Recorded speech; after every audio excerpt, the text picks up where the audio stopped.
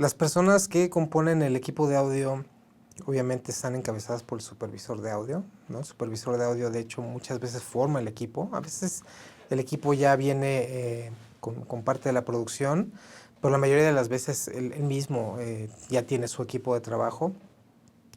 El supervisor de audio obviamente va, como su nombre lo dice, a supervisar el trabajo de todas estas personas para unificar la visión, sobre todo. Lo más importante es que parezca que todo lo hizo una sola persona, ¿no? Así como el director, es la visión del director, pero detrás del director hay cientos de personas, incluyendo el equipo de audio, y uno no ve la película como si fueran diferentes trabajos de diferentes personas, ¿no? Es una sola cosa. Entonces, el supervisor de audio se encarga precisamente de unificar todo este trabajo, ¿no? Además de que hace todos los trabajos, todos los pequeños huecos que queden de un trabajo a otro.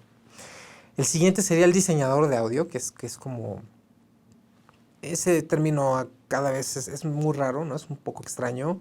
Primero porque la mayoría de los supervisores de audio nos gusta más que nos digan diseñadores de audio, porque la verdad se oye más padre.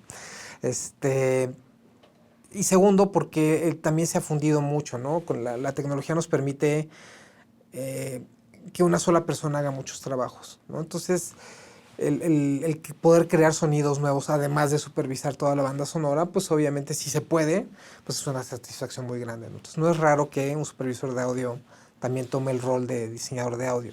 Pero bueno, en las películas más grandes, donde no puede ser eso, el diseñador de audio, como se entiende ahora, específicamente, es el que va a crear cosas que no pueden existir de otra en el mundo real, ¿no? Es muy fácil entenderlo cuando hablas de una película de dinosaurios, ¿no? De dragones que estábamos hablando. Eh, el diseñador de audio va a crear los dragones, ¿no? O sea, muchas veces se contratan diseñadores de audio que ya están probados en hacer criaturas, por ejemplo, que funcionan muy bien. Entonces, nomás lo contratas nada más para que haga los dragones, ¿no? Todo, parece un trabajo pequeño, pero en realidad puede tomar mucho tiempo, ¿no? O sea, desde ir a grabar las fuentes sonoras y hasta modificarlas, integrarlas para que se escuchen como un animal fantástico, es muy complicado, ¿no? De ahí que en las películas grandes existan diseñadores de audio muy específicos. Después vendrían los editores, ¿no? Que son los que se encargan, una vez que se crearon toda esta paleta de sonidos, de efectos, los editores son los encargados pues de poner todo en su lugar, ¿no? O sea, de sincronizar y que funcione. Y muy importante, organizar la sesión para que luego sea fácil de mezclar, ¿no? Si tienes 80 efectos, pero todos están desorganizados, la mezcla va a ser una pesadilla, ¿no? Y vas a acabar dejando muchos elementos de fuera, ¿no? Nada más porque no estaban bien organizados.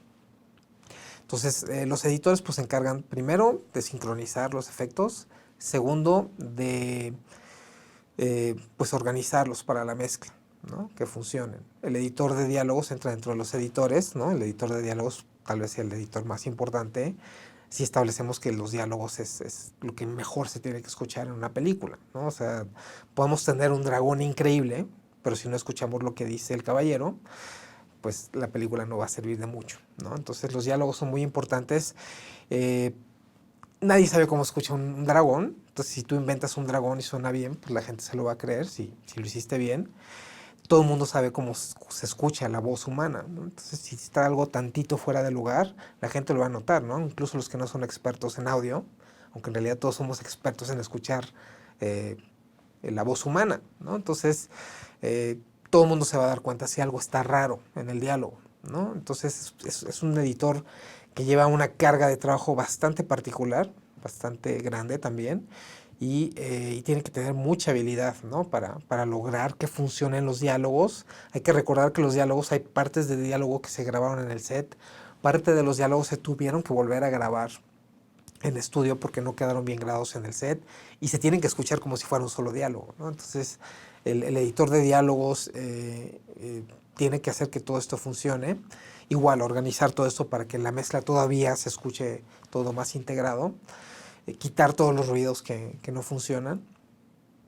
Está el equipo de Foley, ¿no? Que va a grabar todos los efectos que no se escuchan bien, porque recuerden que nada más se tratan de grabar nada más los diálogos en el set.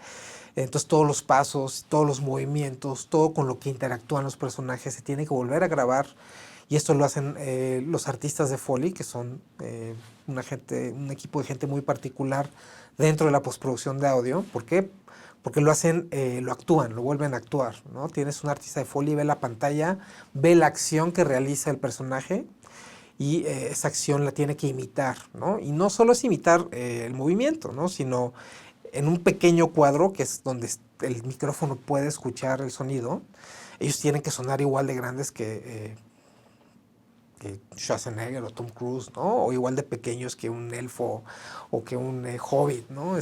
Tienen que sonar convincentes, ¿no? Entonces muchas veces no tiene que ver con el tamaño del artista de Foley, sino cómo va a interpretar estos sonidos. De hecho, los artistas de Foley rara vez son ingenieros de audio, casi siempre son o bailarines o actores o gente que se dedica más bien pues a usar su cuerpo, ¿no? Los músicos, por ejemplo, son muy buenos artistas de Foley, tienen esta noción de ritmo, por ejemplo.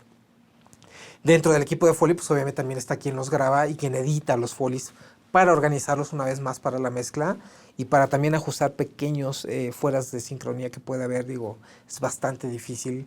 Es algo que hay que ver para entender bien cómo funciona y se ve mucho más fácil de lo que es, ¿no? Estar viendo una pantalla y estar caminando mientras estás viendo cómo camina el actor.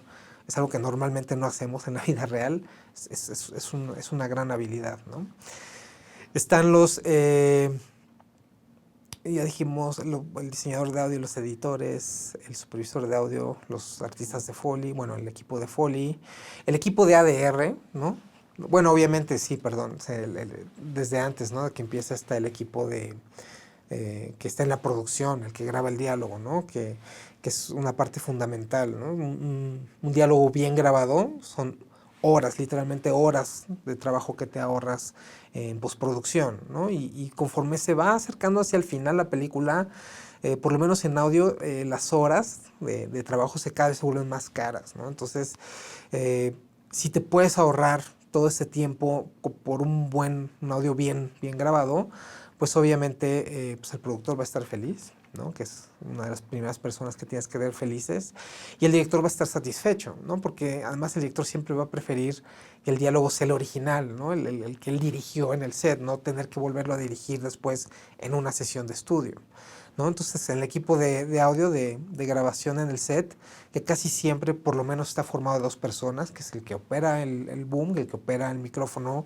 y tiene que estarlo apuntando, tiene que ensayar la coreografía, cómo va a ser la escena y tiene que estar cachando el sonido, ¿no? Que es mucho más difícil de lo que parece. Y la persona que va a estar grabando y catalogando todos estos sonidos, ¿no? Y que no distorsionen y que se hayan grabado. Y si se grabó algo mal, anotar todo muy bien para que se pueda identificar lo más rápido posible, ¿no? Es un trabajo bastante demandante. Hay veces que necesitas incluso dos operadores de boom en el set. Bueno, es la gente que está antes de la postproducción, ¿no? Ya de postproducción, pues creo que ya los cubrimos todos. Bueno, están los mixers, obviamente. Bueno, ambientes dentro de los editores, los diseñadores de ambientes, de atmósferas, que a veces es el diseñador de audio, a veces es el supervisor de audio, o a veces tienes a alguien más que lo hace, ¿no? Ir a grabar ambientes que necesitas, ¿no? Si necesitas hacer El Señor de los Anillos, pues tienes que grabar un montón de ambientes que representen como esta tierra de fantasía, que te ayuden a meterte en la historia y luego editarlos para que obviamente se puedan integrar en la mezcla final. Y al final vienen los mixers, ¿no? Los que ya van a integrar todo el trabajo de toda esta gente de audio, ¿no? Lo tienen que integrar. Es cuando vemos, quien sabe de lo que estoy hablando, son estas salas de cine que fuera de la consola que tienen en medio, con muchos faders y muchos canales, muchas cosas de estas, es una sala de cine, no es una sala de cine convencional con esa consola en medio. Tiene que ser una sala de cine porque al final del día donde se va a escuchar la película es en una sala de cine, ¿no? Entonces el estudio tiene que ser igual que donde se va a escuchar, ¿no? Lo cual es una gran ventaja que los que hacen música no tienen, ¿no? Los que hacen música tienen una gran sala de audio para que todos agarren unos earbuds y se los pongan en las orejas, ¿no? Los que hacemos postproducción de cine tenemos esa gran ventaja que donde mezclamos las películas es donde la gente las va a ir a ver, ¿no? Entonces, si el cine está bien calibrado y funciona bien, pues en teoría deberían de estar escuchando lo mismo que nosotros en la sala de regrabación, ¿no? Entonces durante la regrabación se van haciendo todas estas premezclas, ¿no? Primero tienes todos estos canales de audio, de tantos audios grabados después en un estudio, como los audios originales, como diferentes audios que se van necesitando, y todos esos canales se tienen que integrar en cada vez menos canales, que se escuchen que realmente ocurrieron en el lugar y en el momento que estás viendo en la pantalla. Luego tienes que grabar todos los efectos de Foley, que también se tienen que escuchar en el mismo lugar que los diálogos que estás escuchando, y las atmósferas se tienen que escuchar como si estuvieras ahí, y los gritos de dragón, ¿no? Que tanto hemos hablado, pues se tienen que escuchar como si realmente estuvieran en la caverna, ¿no? No pueden escucharse como si estuvieran afuera en el bosque, ¿no? No es el mismo sonido. Entonces el mixer es el que hace esta magia, ¿no? De realmente integrar todo y que se escuche como si estuviera todo ocurriendo ahí, ¿no? Y es como digo, o sea, al final del día la gente no tiene que pensar en el audio. Si la gente de repente le pone atención al audio, tal vez es porque algo no salió del todo bien, ¿no? O sea, el audio tiene que ser parte de la historia, ¿no? No tiene que ser el audio por el audio nada más.